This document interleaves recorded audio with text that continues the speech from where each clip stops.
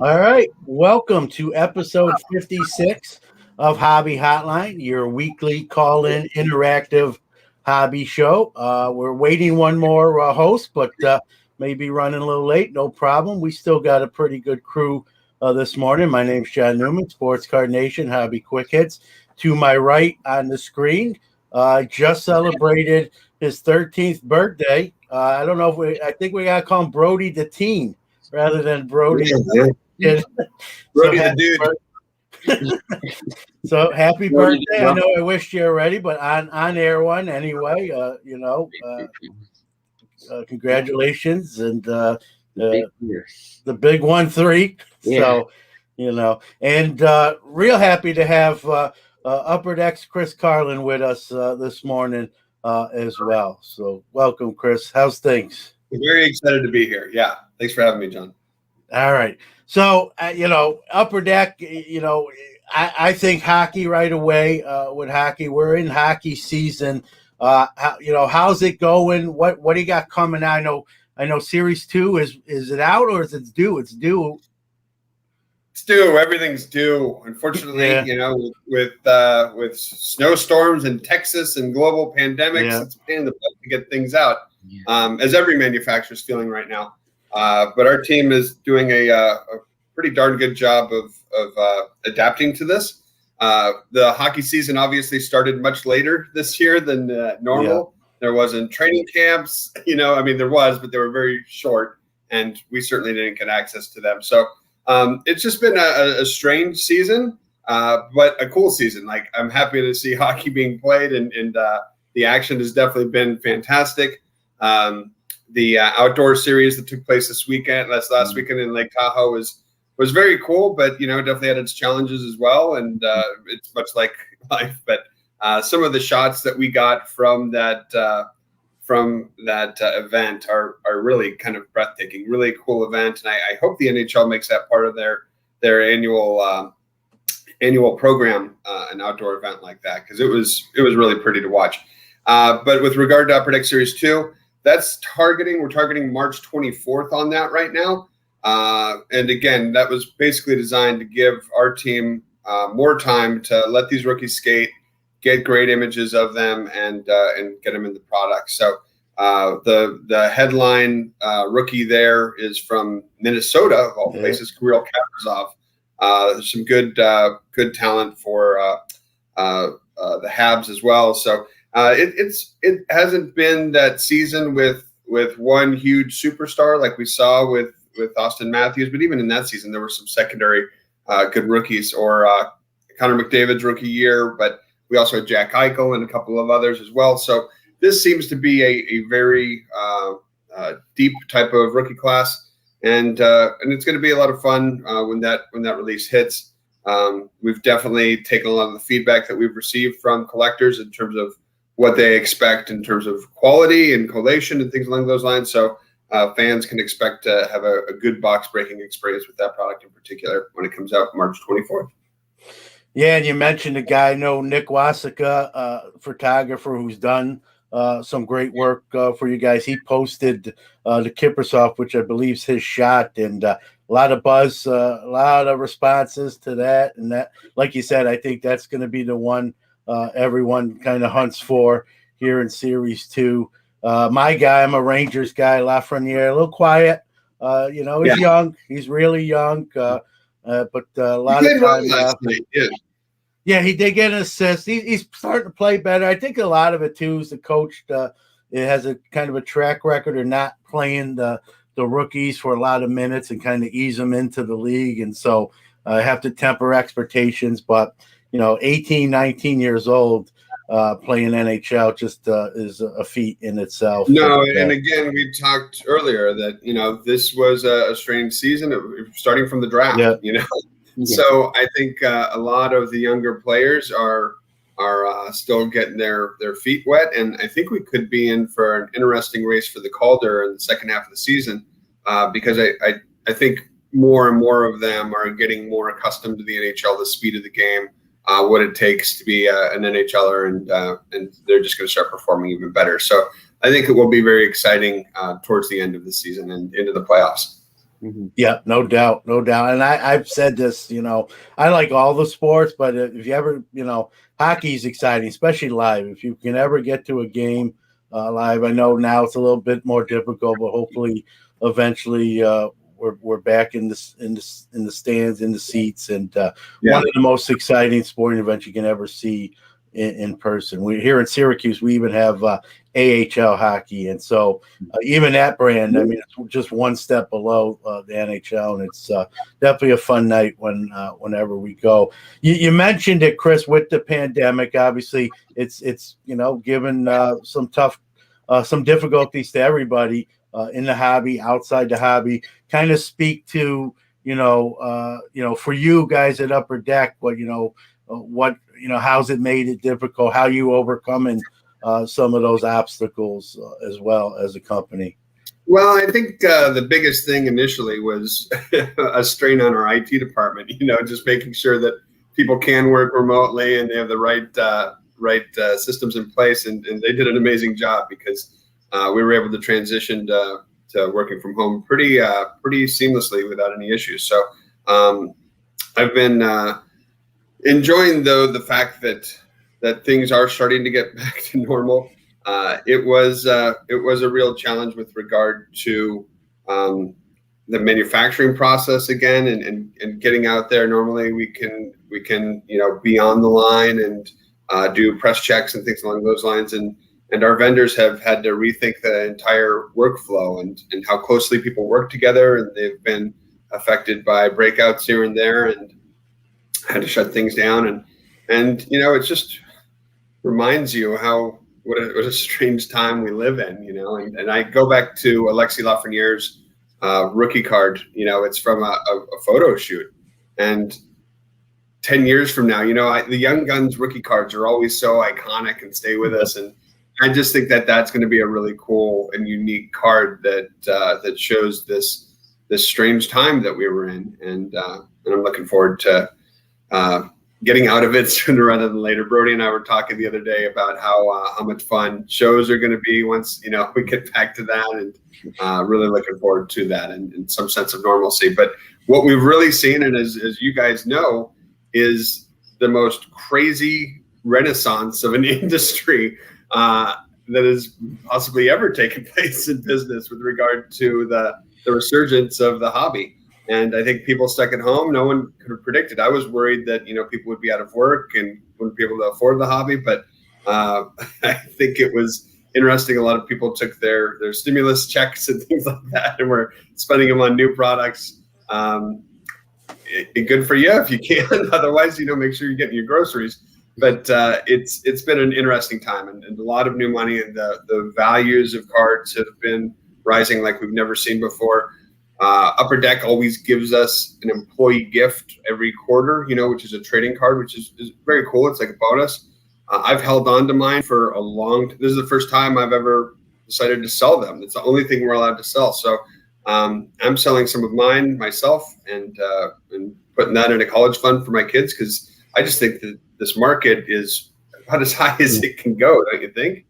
Yeah, it's crazy. I was on Sports Card Nation in March, and when the pandemic kind of first really hit, and I just kind of said, folks, brace for a little bit of impact. I don't know if cards are going to be on the forefront of people's mind. I think surviving, paying your mortgage, food, utilities, and I was wrong. Obviously, here we are in almost a year later, and the hobby's arguably had, Chris and Brody, the best year in its history. I want to be sensitive to those who have suffered from COVID-19, the loss of life. But I'm just specifically speaking to the hobby side. It's been an if you would have, like you just said, if you would have told me then how the year was going to go, I would have thought you were crazy, and there's no way.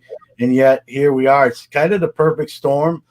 People having, being home more, some of the stimulus packages and unemployment bonuses, those who got to keep working, whether it be from home or essential workers, that the incomes were still coming in, maybe even just more disposable income, and just kind of all those things combined, the lack of the inability to go to a sporting event and see it live. And I think people kind of gravitated to the card market. You mentioned, Chris, with new folks coming in the hobby that maybe have collected before and left, and then heard how well it's doing and say, hey, I used to collect cards.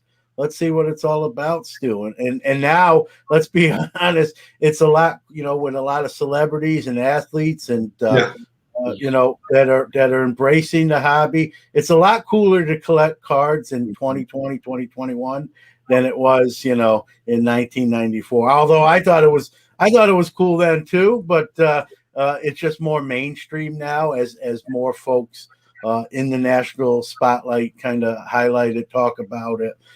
It's making news networks. It's making financial news networks. We see what these auctions are closing out at, breaking records. It's just been, an incredible year. I get, the question I always get, and I'll put you on a little bit of the hot seat, Chris, and Brody, you can chime in too, is like, how, what happens here? What's the, there's two sort of factions, there's the bottom's going to fall out, John Camp, and then there's, I'm kind of the ilk to think there might be a little correction. I mean, all things can't always continue to go through ceilings, but I think certain things will correct. But this hobby's way too strong. It was strong, people forget it was strong before the pandemic. Yes. That definitely helped. That definitely helped. And so I don't see this big rollback like a lot of other people may. No, I agree with you. I don't think it's going to be a huge correction. I would anticipate probably by the end of summer that things will start to slow a little bit. But, towards the end of summer, we're going to have a guy named Trevor Lawrence sitting in the field and playing football. And he could be, this business is so driven by rookies.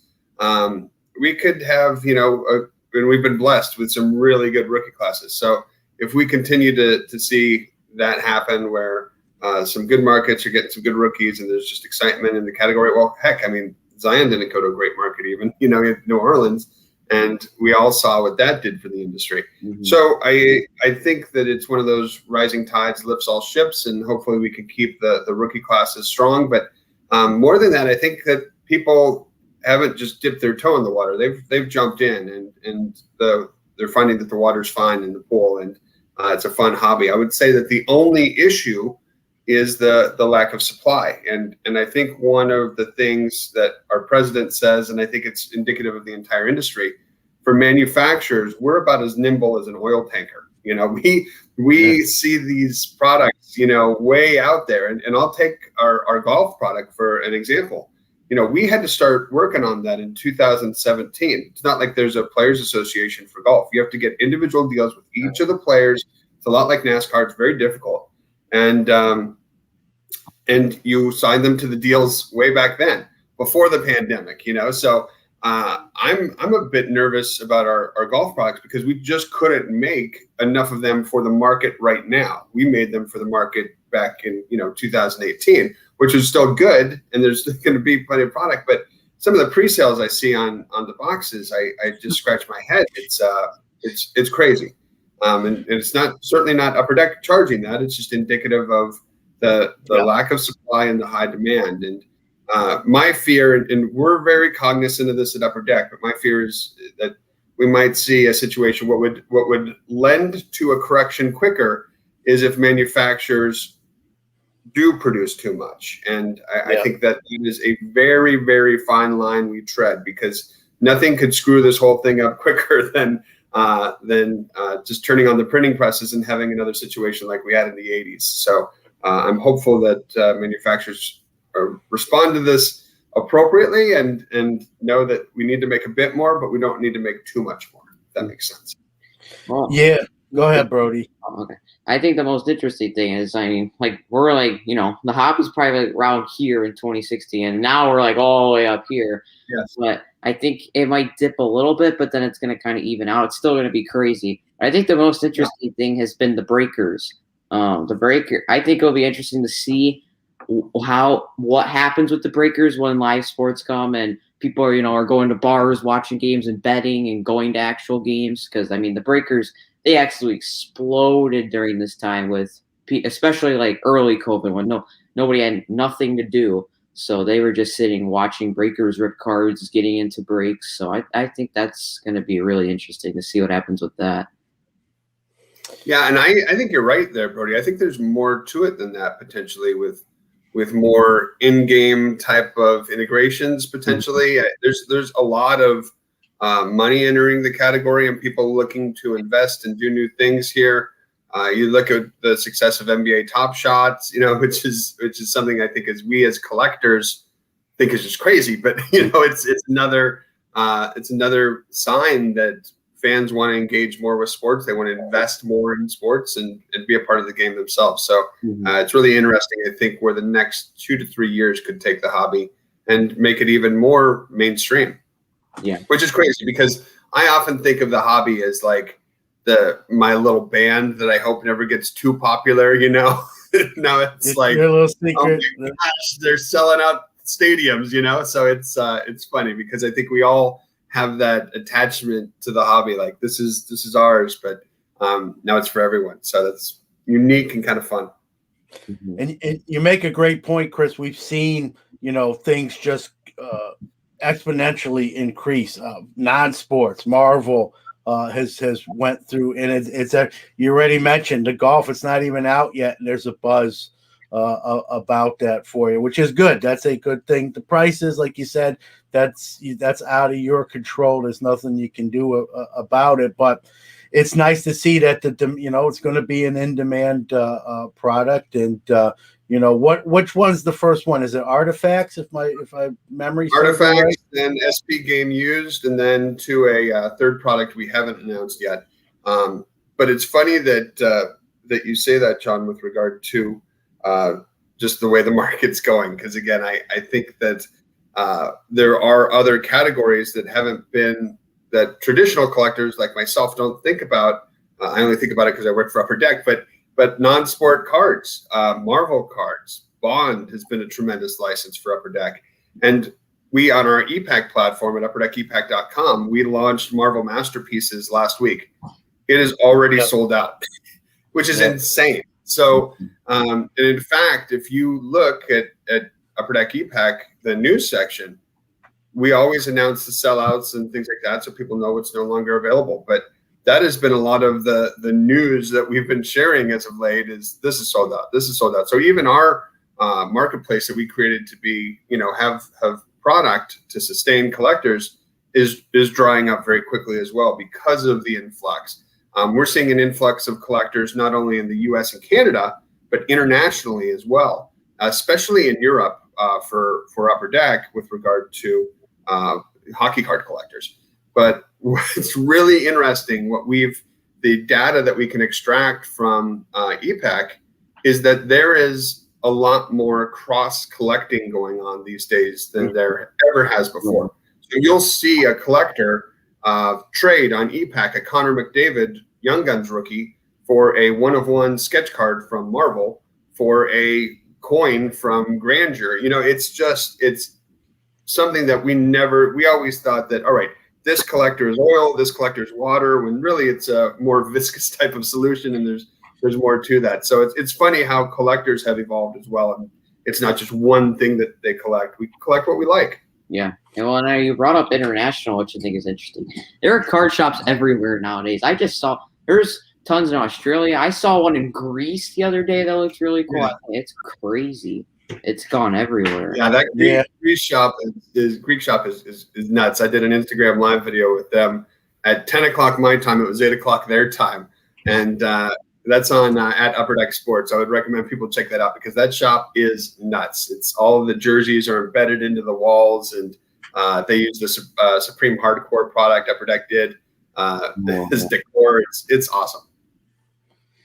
Yeah, you make a great point too, Chris. I think, people are diversifying in what they collect. We always hear about diversify your portfolio. I think that's come into the card game as far as the hobby. There's very few people that do like one sport anymore. I mean, they exist. I don't want to paint everyone with the same brush, but I think more people in now collect multiple sports, multiple forms of media, and that's a good thing. I think some of it's due maybe because the availability seems to be a little bit less, and it's a catch-22 you brought up. You don't, people are complaining, hey, I can't get this product, I can't get this product.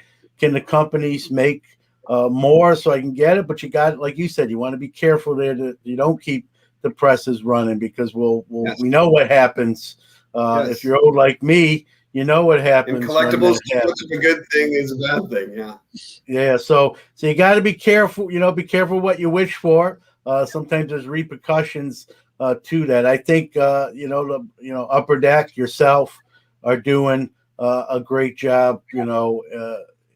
Keeping making stuff available, but also not just flooding the market to the point of oversaturation. Absolutely.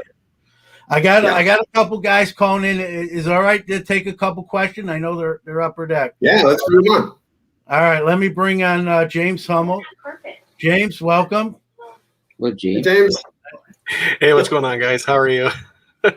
Chris, you may not want to. You may want to hear my questions. My friend, what's going on with game dated moments?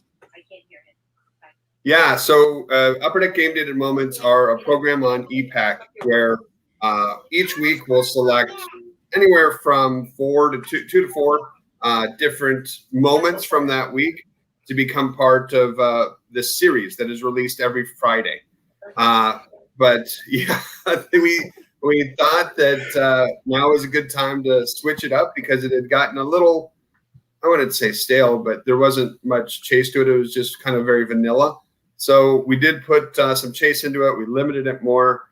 And I think it's something that we're going to continue to have to plan soon. On the customer care side of things, I've definitely heard from collectors that just the level of frustration about accessibility to the product, being able to get it. And it's one of those things where maybe that is one we need to make a bit more of. But it's going to continue to run as it is this season. We are very reliant on our one of our partners that handles the traffic, and it's one of those things where no manufacturer has really nailed how to make sure that you can hit the demand that's necessary. So the purchasing process hasn't been where we want it to be, and we're working on it. Yeah, I will say I really enjoy the fact that you guys limited it. I like the fact I know how many of each card you are producing. I think that was one of the. I'm a big Panini Instant Tops Now guy, as these guys on the broadcast know. So I was really happy to hear you guys produce the print runs for each card. I think that really generates some excitement. The parallels is a great idea. I love that idea. Yeah, it has, as you know, it's been frustrating, and I know you guys are working through it, but even if you guys open up the print run again, to go back to an unlimited print run, it would be great to know the print runs.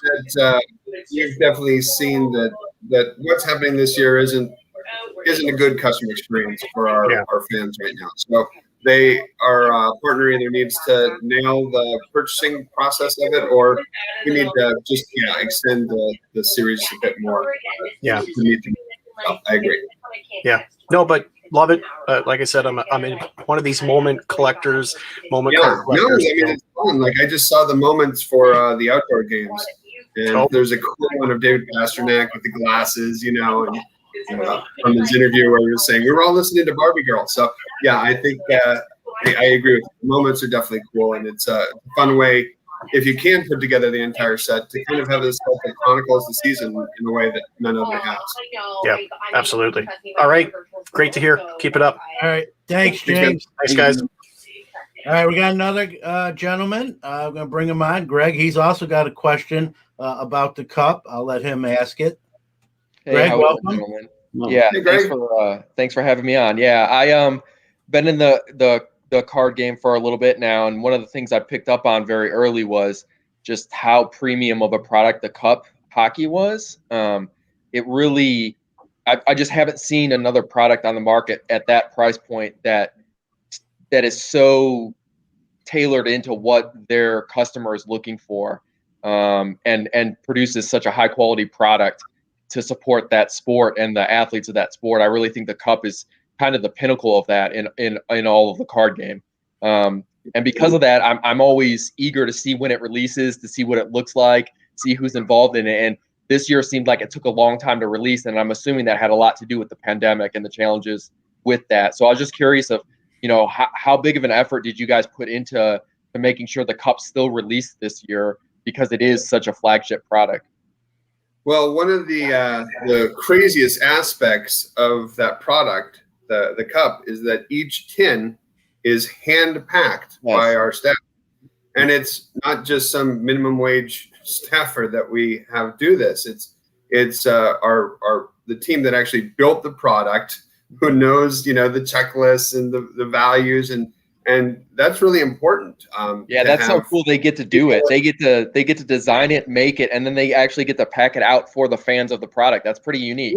Which as collectors sounds like the coolest thing ever. Yeah. Until day 3 of 10-hour days, and you're like, oh, I don't want to see another one of these, and your back's hurting. But just having folks that are very understandable of the importance of condition, and if they're going through and they see this one doesn't look up to snuff, we just pull it out, and we make less product, we make less money, but it's important for us that our customer has a good experience when making that type of investment in a product. And the other thing that I really appreciated, that yes, it was late, but it gave us a lot more time to get autograph content in, and everything is hard signed in there, and there's a lot of multi-signed cards. So really, I thought that was super important in order to nowadays more and more people are just putting product aside. So I think it's important that as a manufacturer that we're doing all we can to reduce the amount of redemption content in products, to make the pack opening experience better, but also to give those products a longer shelf life. And that's important. So I think that it was hard for us to organize that process where our team could drive, to the facility to get it done. But yeah, it's I'm really happy with how that product came out, because I could see a million different ways that something could have gone wrong there, and just so much relief on the release day, watching breaks and people enjoying it and seeing the great quality. No, it's so great. I appreciate it. And now that I know exactly how much effort goes into it, I appreciate it even more so now, just because it's one of the rare products where even if you don't hit a name that or familiar with, the cards are still they look so good that you go and follow that player, because you have a piece of, like, I don't know, the patchwork you guys do on that product. It's just everything about it just makes you want to go follow and learn about that player, even if you didn't know about him before, which is just, I think that for a product to do that is so good for the players that you don't even want to sell the card. You just want to follow that player. Cheer on that guy. The ones I think that resonate with me are those new Adidas patch booklets and the one-of-one ones. And yeah, absolutely.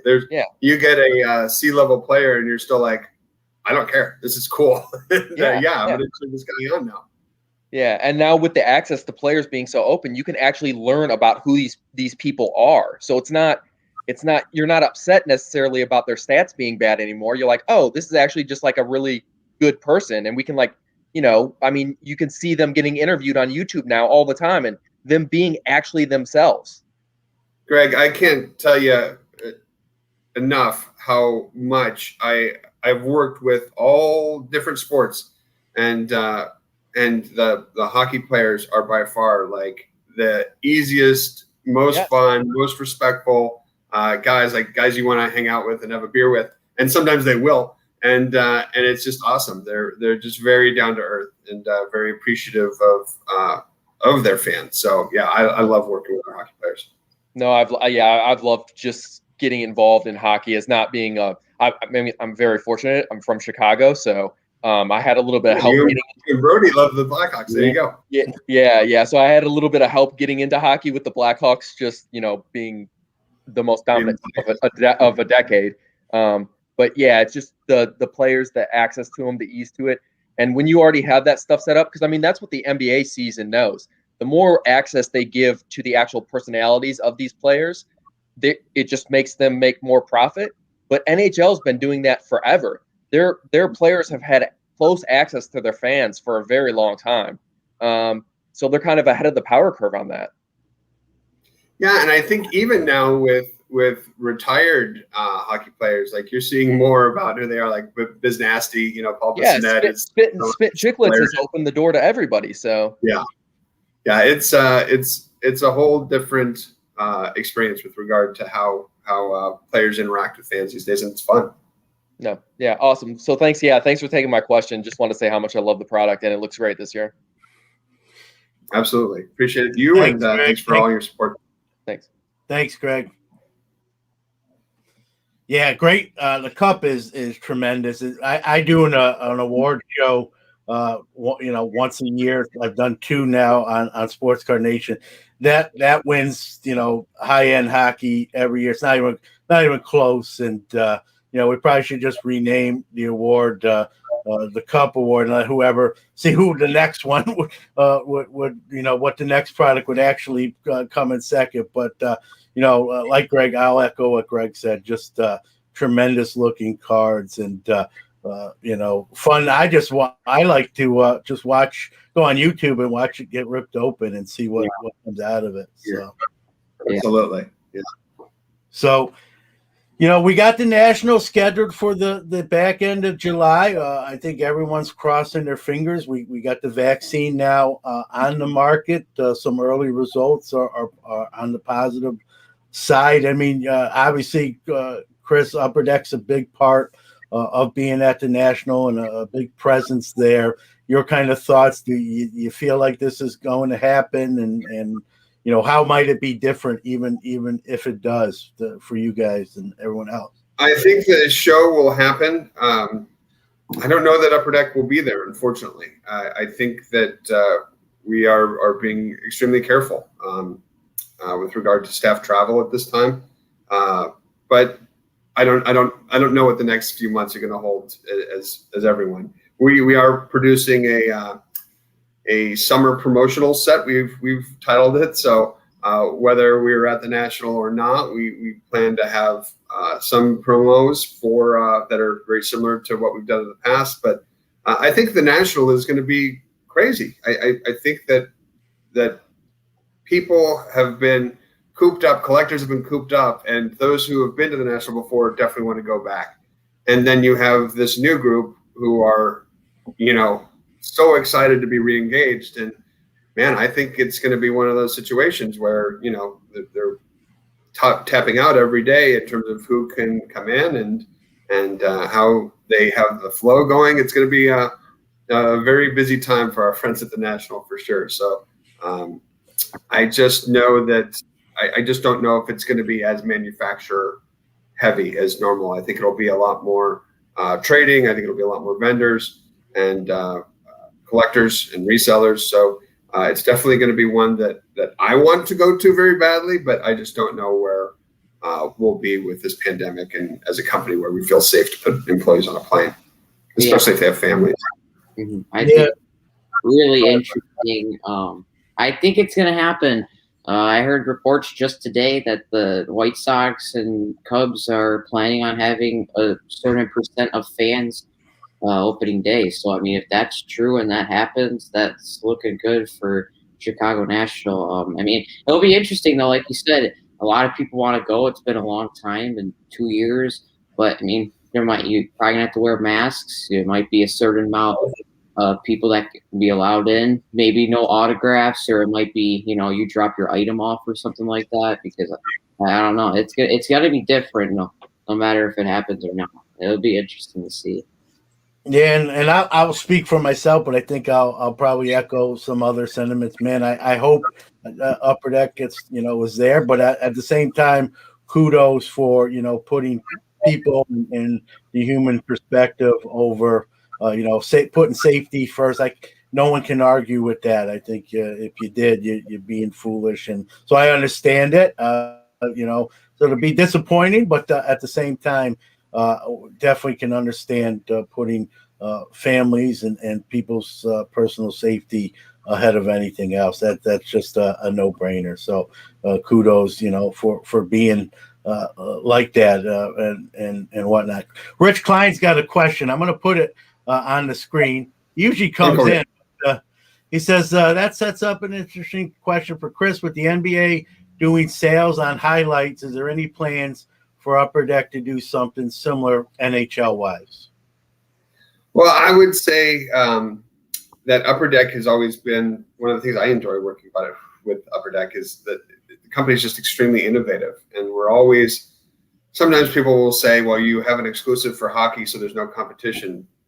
That's BS. We see competition still from Topps, Panini, Leaf, all the other manufacturers, but we also have a competition in ourselves, and that was really instilled in us by our founder Richard McWilliam, who was very competitive and very driven, and knowing him and knowing his legacy lives on with us there with regard to wanting to continue to innovate. So yes, I think that if you look at our history with digital, especially with regard to EPAC, a lot of the out of the box thinking that had to go into place to have Upper Deck not only work with ComC, but also with a third party called Dynamics to keep everything on the up and up.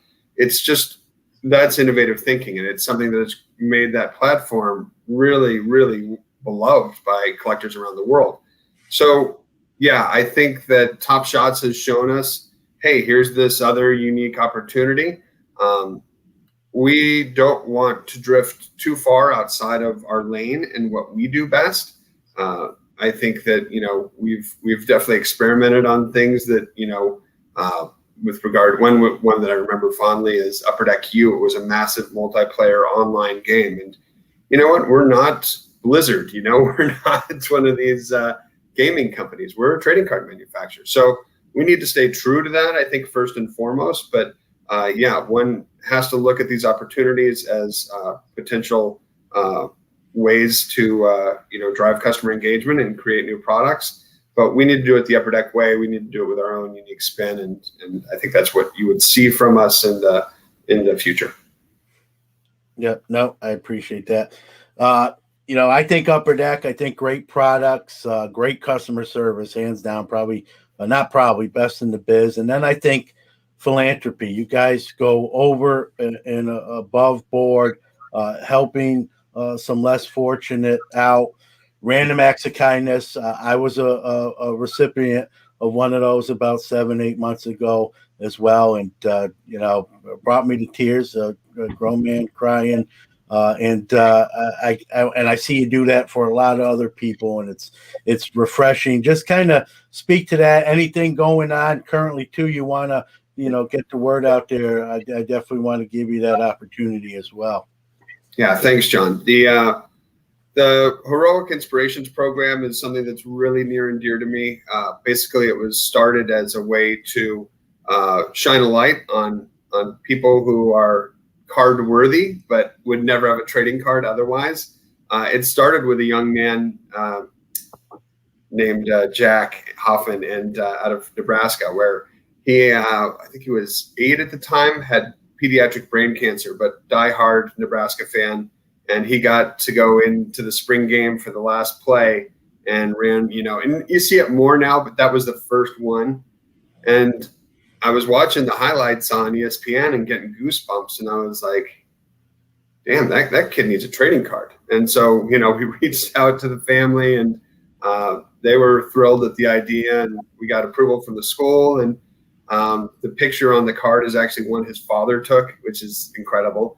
And it just meant so much to create a trading card, because we get hit up by charities all the time, like, hey, can you send us a Jordan item, or you've got some laying around. It's like, no, but I like to really be more innovative with regard to how we handle these charity requests. So by creating a card for Jack and doing some larger blow up versions, we were able to raise over $100,000 for pediatric brain cancer, which is amazing. And now going full circle, like, I went out there and ran a 5K believe it was last year for them. I wanted to check in and see how Jack's doing. It's so crazy how short life can be. His father now has a brain tumor that's terminal, and it's like, oh my gosh, this poor family.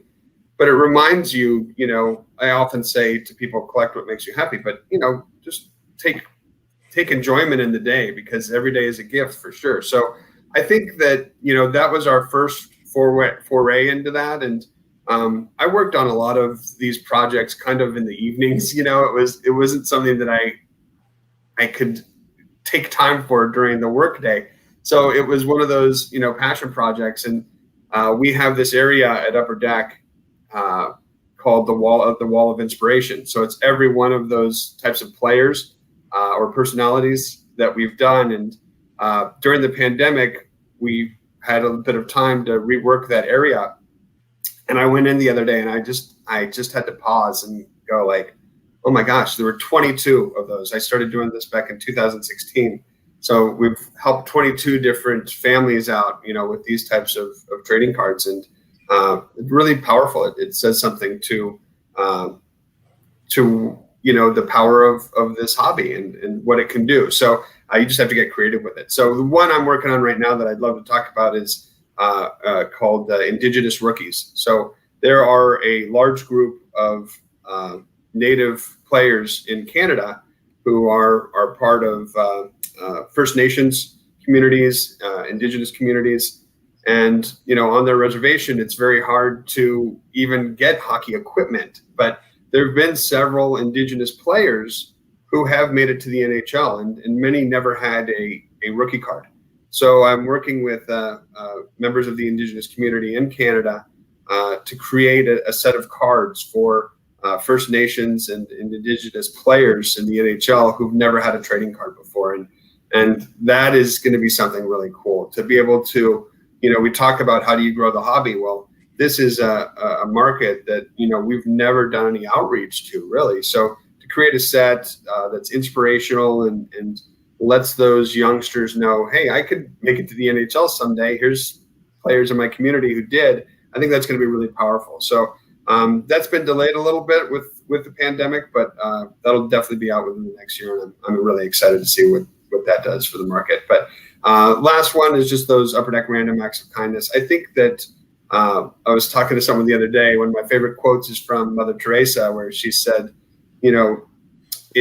if you find that you can't feed 100 people, just feed one. And I feel that way about customers. Like, I want to give all of our customers, like a hug and just let them know, hey, we appreciate you. And that's one of the great things about trade shows is you get to actually do that. But I think that the Upper Deck Random Acts of Kindness, where we look for people who are doing good in the market, look for those good members of the hobby who are positive and outgoing, and send them something that's a total surprise and something that they collect and is thoughtful. And each of those comes with a handwritten letter, and our staff have to think about who they're writing that to. So it's really important to give back and be thoughtful that way, I think. Yeah, no doubt. You guys do a tremendous job. I want to remind people too, when you do these things, you're not profiting. This is not a product on the shelf. This is out of the kindness of the company's heart.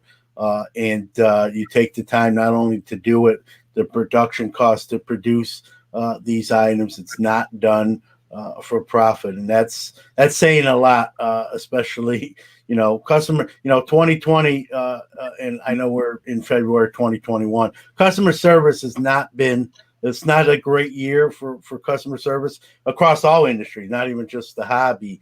And to see that dedication and that commitment to just even individual people, and not only do they benefit, but you mentioned with the young man suffering from a brain tumor, you raised like you said, $100,000 for brain cancer research. That affects that's helpful for more than just the one young man, but a lot of other people as well that can benefit from that research and maybe help them to be in remission or with medical stuff that can it's already a tough difficult deal, but maybe make it a little bit easier for the families and those afflicted. And well, it reminds me of another quote, John, and it's for people who are working for a company: just do the right thing and let the brand go along for the ride. Don't try to do something to be viral or to get some attention. Just do it because it's right. And if something good comes out of it, if the brand gets a little lift, that's fine too. But I would say to anyone working in any industry to heed that advice, because cause marketing is something that is very effective. But at the end of the day, am I going to get rich working at Upper Deck? Probably not. I can have a nice lifestyle, what have you. But really, there's things that you can do in whatever job you have that make you feel better as a human being. And so I think that's important for anyone in any industry to take with them and to try to instill in their corporate culture. Yep, and Rich in the chat here, asked, and I want to know. I'm sure Brody too. I know your brother John, who's battling ALS. I know it's difficult for everyone involved in the Carlin family. Just sort of an update there. How are things going? Yeah, thanks so much, John. And that was the other thing. So my big brother John, he works in sports as well. So he books the sports guests for Jimmy Kimmel Live. Has worked with Up Close with Roy Firestone, ESPN, Best Damn Sports Show, period. So has a long history. And we've always, loved the back and forth with sports between us. And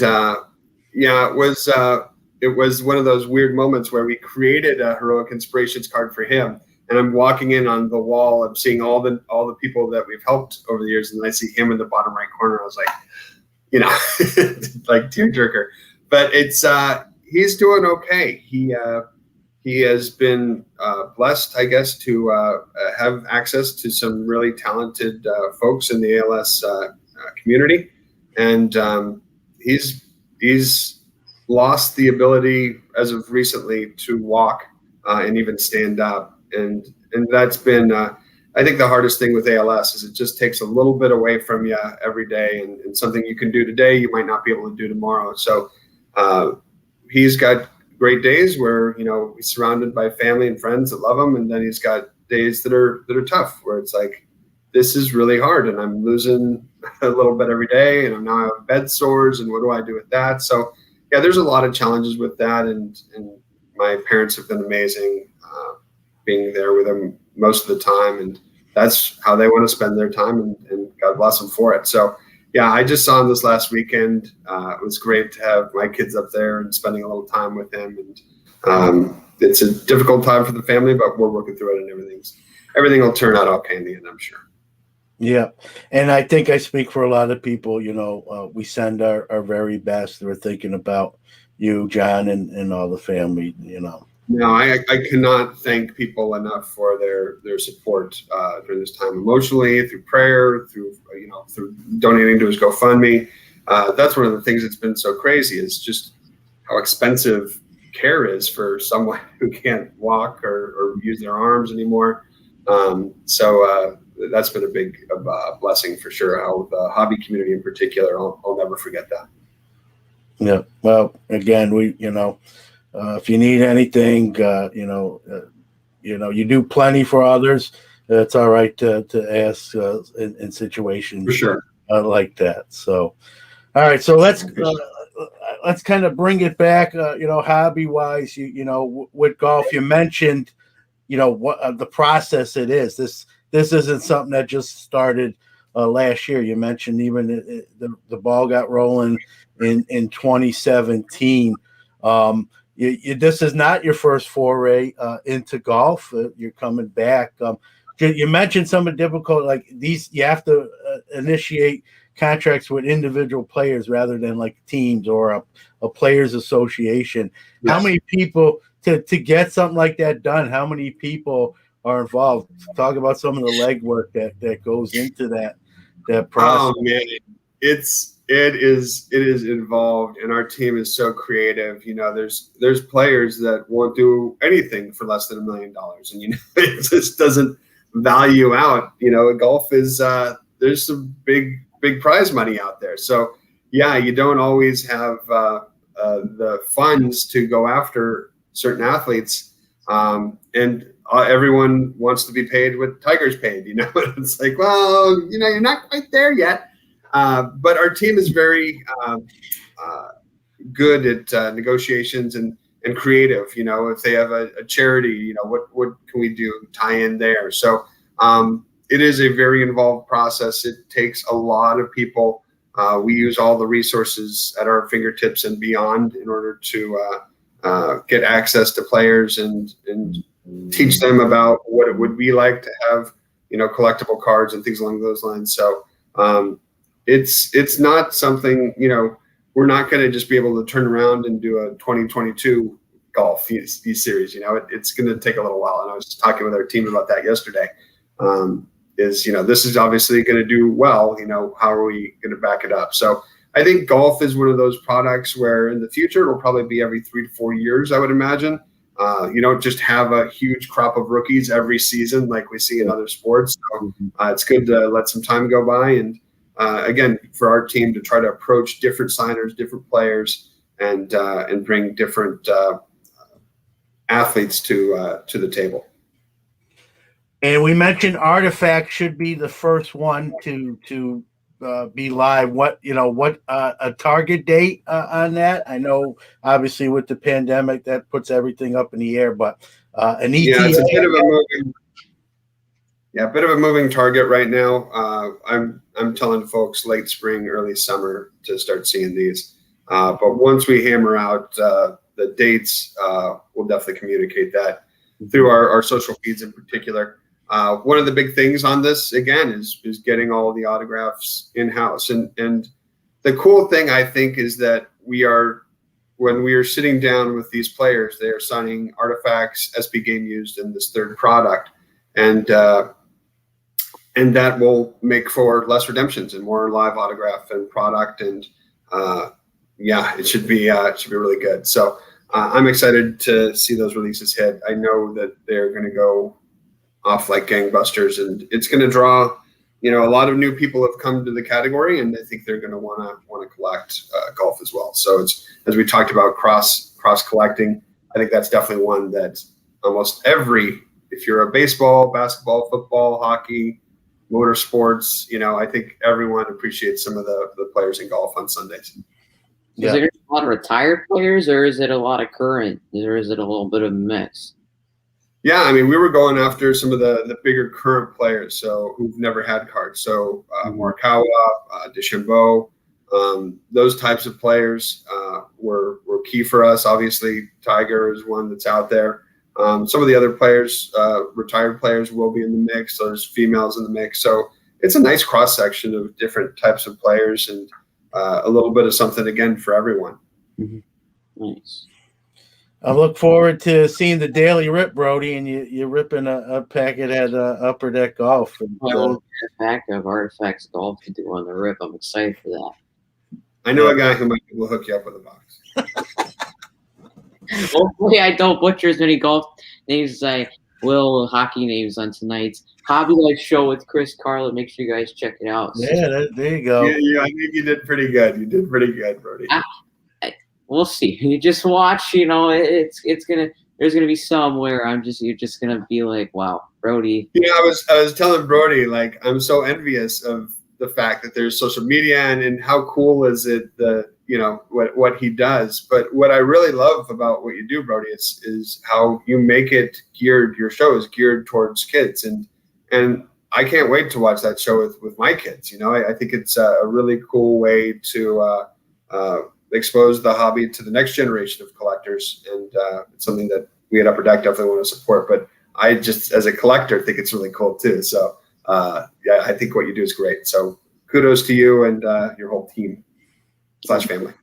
And I guarantee you, our fun gauge is going to be very high tonight on Hobby Life show. Keep it high. I like it. Well, guys, I announced, we have a giveaway to announce. I figured now's a good time, and then we'll kind of do some closing thoughts. The show's going to give away a Zion Williamson Stitch jersey. There it is in living color. And we asked people to retweet a tweet to enter. And last night I closed it and did the random. And let me take a minute here and announce the winner. I'll put it right on the screen here if I can find it. Hey, just curious, are guest hosts allowed to enter this contest? That's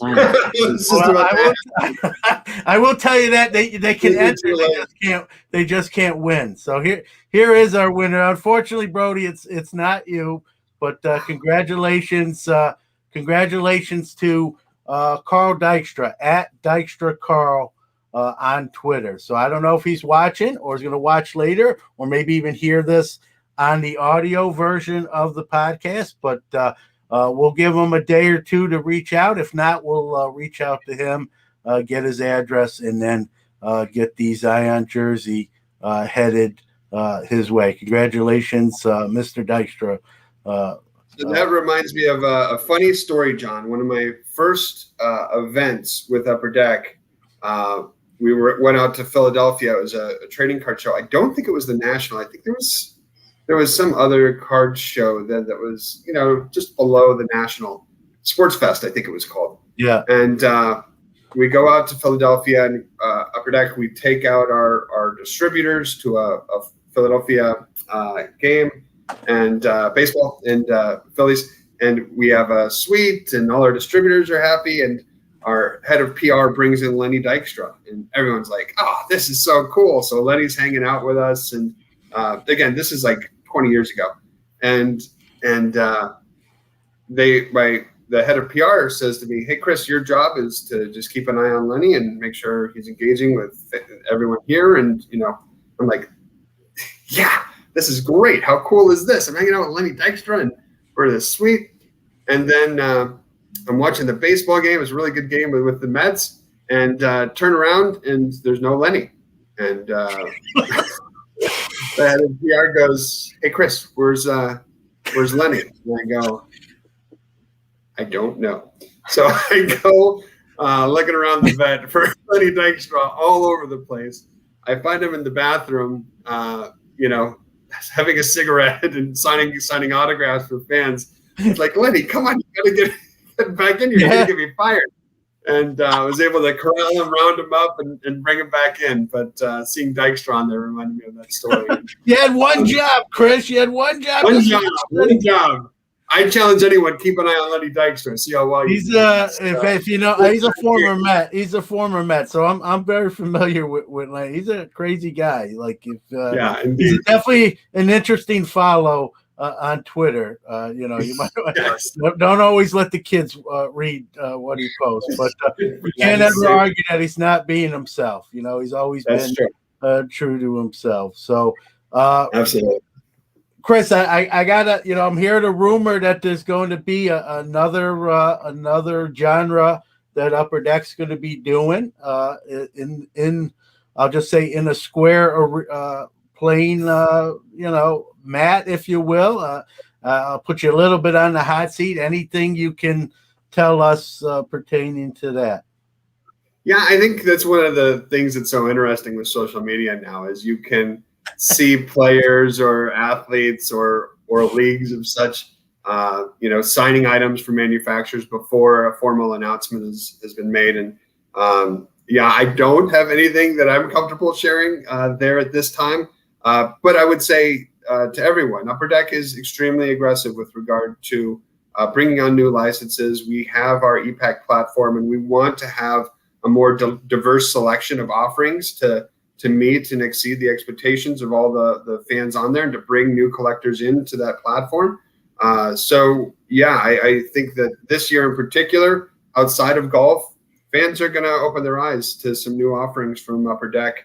Both in the traditional sports landscape and in things that are maybe a little different, but might be very niche to some collectors as well. So again, innovation comes not only from coming up with new ways to reinvent a 2.5 by 3.5 piece of cardstock, but just in the different types of new categories you could bring, new types of trading cards you could bring to market. So expect more of that from Upper Deck this year in particular.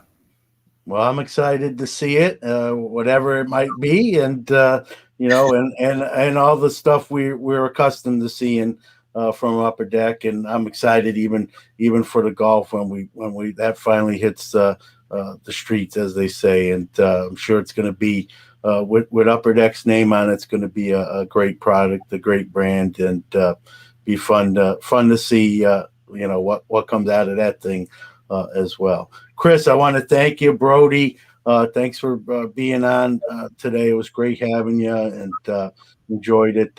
Anything you want to give out? One thing I want to do, if you again, I know John has a GoFundMe. If you want to give that out, I'll make sure it gets in the show notes as well. But while you're on the air, for those listening either live or later on in podcast form, where people, you guys have done yourself, Upper Deck, have done tremendous things for others. I have no issues with when someone's in need to that needs to be reciprocated. So if you want to give that up or anything else for that matter. Yeah, it's GoFundMe.com/John-Carlin-ALS. You can find a little bit more about my brother and what he's facing and how he's fighting. But definitely appreciate that, John. And again, I'm just overwhelmed by the amount of support that this hobby gives others and how we lift each other up. And it's definitely a bigger collecting community, but it still feels tight knit and to me. So I love all the hobby fam and such out there. It's a great industry. Yeah, sure. And that'll go in the show notes as well. So if you didn't write it down fast enough, you can just click on that link that you'll see in the show notes and get where you need to get. And anything is appreciated. Together, that stuff adds up and goes a long way, and you can make a difference. Sure. You can make a difference for someone who is worthy, deserving, and a great family that's done plenty for plenty others. So $1, $5, $10, whatever. Anything you can do is it all goes to help keep him getting the care he needs now. It's tougher and tougher every day, so we appreciate it. Yeah. All right. Well, thanks, Chris. Brody. Happy 13th birthday again. The big 1-3. One more thing. I want to turn my camera off. I want to show you guys something. I'll be right back. I gotta go. Yeah. I'll be back. All right, now I'm gonna get overtime, Brody. It's so funny. I love that kid. He's a great kid, and like you said, Chris, kids in the hobby are so important. I started as a 7-year-old way back when in 1979, and it's very important. Oh, there it is. Well, that's going to be your face the entire time at the National, Brody. Like, yeah. Except you have a mask. I'm scared to ask, Brody, did you pose for that, or was that someone caught you in a natural form right there? What was going on with that face? I don't really know, to be honest. I think it just randomly got screwed. They just paused the video randomly, and there's my face, like that. And then it just. That's amazing. But what's even more amazing is the die cuts on the hair. Let's take a look at that, because that is, from someone who worked, that's tricky. Yeah. Yeah, this was pretty awesome. I couldn't believe this. I mean, probably won a Grado though, because there's probably about 53 corners on this thing. So, do you got 2 of those? No, this is the only one I got. We got to print more of these. I gotta get one with peace sign or something, because this thing's just awesome. Whoever made that is I wish Brody would just part his hair. No, that's awesome, buddy.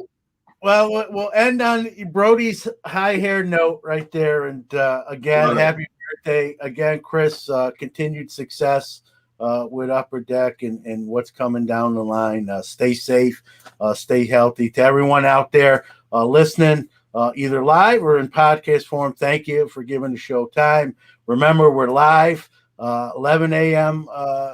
Eastern Time, 8 a.m. Central or Pacific.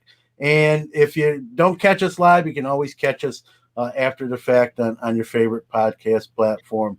Again, wishing everyone out there health and safety. Be well, and we'll see you in a week. Thanks, everyone.